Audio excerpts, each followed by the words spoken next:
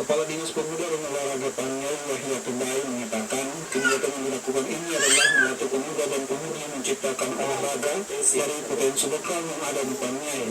Ini juga dilakukan agar memberikan semangat kepada kaum muda guna mengembangkan potensi lokal lainnya yang berdaya ekonomis. Menurut Yahya, pemuda banyak yang memiliki kompetensi atau kemampuan bermain, tetapi menjadi kendala adalah sarana yang terbatas. Pembinaan juga kurang.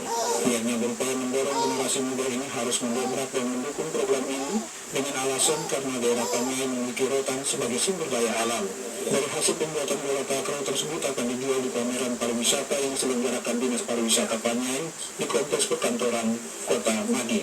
Pemuda banyak yang memiliki kompetensi atau kemampuan bermain, tetapi menjadi kendala adalah sarana yang terbatas, pembinaan juga kurang, sehingga saya membawa kepada generasi muda ini harus mendobrak dan mendukung program ini. Menurut salah satu peserta Wulan Uti dari Mudika Paroki Bano, ia terkesan dengan pelatihan yang diselenggarakan oleh Dispora Paniai yang memberikan ilmu pembuatan bola takraw.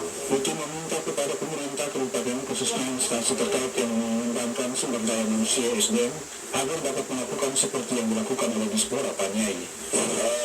Ada itu dari Dinas Dispora, itu terima kasih banyak tentang anyam bola takraw ini. Dari kita pelatihan ini bisa kita bangun banyak juga. Kegiatan pelatihan ini dilatih oleh 3 instruktur yang didatangkan dari Kabupaten Nabire dan mereka masing-masing adalah pengusaha pengrajin rotan di kota tersebut.